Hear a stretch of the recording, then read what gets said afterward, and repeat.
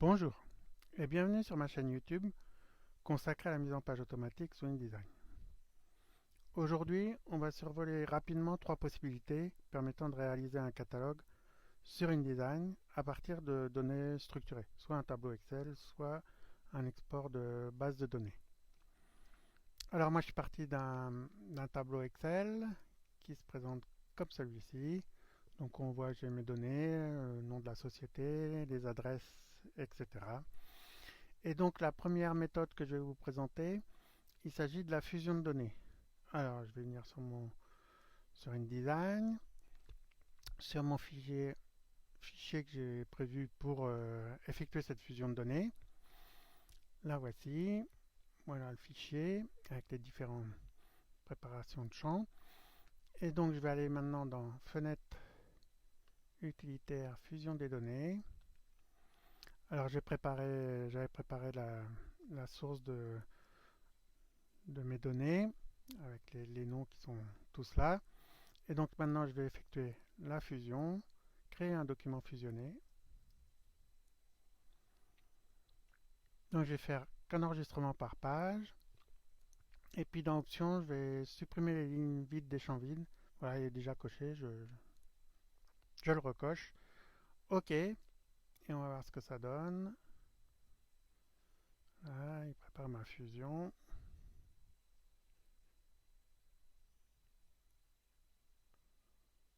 OK. Alors, il a bien créé toutes mes pages. Par contre, il les a mises en, en page à page. Je voudrais que ce soit en...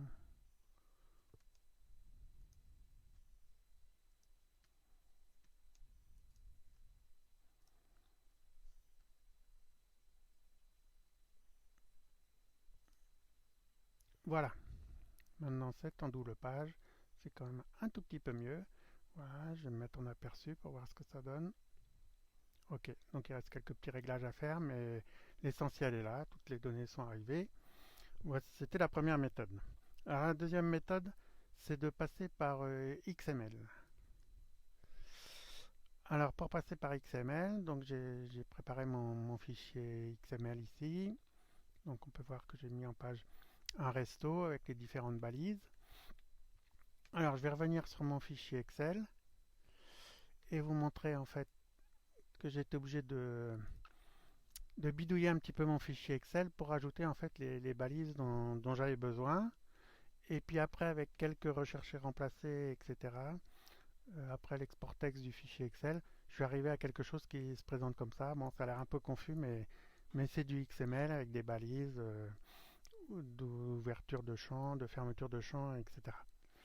Ok, donc je reviens sur InDesign. Je reviens ici sur mes balises et je vais faire une importation XML. Hop, je récupère mon fichier XML qui est celui-là. Ouvrir. OK.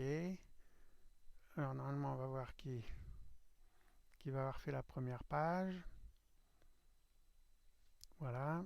Mais qu'il n'a pas été plus loin parce qu'il faut que j'insère une nouvelle page de gabarit. Et après, je vais récupérer le chaînage. Hop, hop. Et avec la touche majuscule, je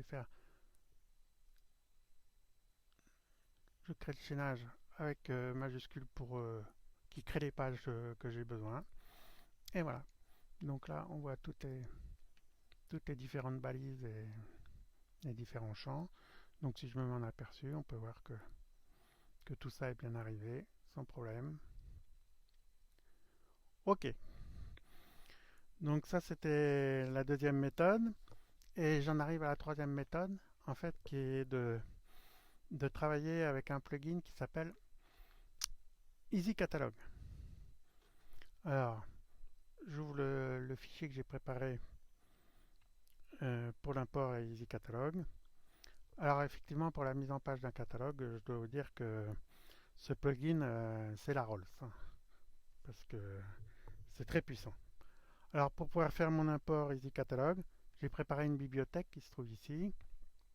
Donc à partir de ce fichier-là, j'ai pu créer ma bibliothèque Easy Catalog. Alors maintenant, je vais aller sur mon fichier où je vais pouvoir faire l'import, le fichier que j'ai préparé, voilà. Alors je vais me mettre dans le premier champ, je vais me mettre si, dans le premier champ, et puis je vais sélectionner, alors là j'ai ma palette Easy Catalog qui vient du fichier Excel que j'avais au départ. Donc je sélectionne tout le monde et je fais ce qu'on appelle un assemblage. Ça se situe par là, assemblage, voilà. Donc je fais appel à ma bibliothèque. Donc elle est bien appelée ici, EasyBib First Hold. Ouvrir. Alors attendez, j'ai déjà ouvert, donc c'est pas la peine que je la rouvre. Il faut que je fasse OK par contre. Et voilà. Donc il est en train de me créer les pages.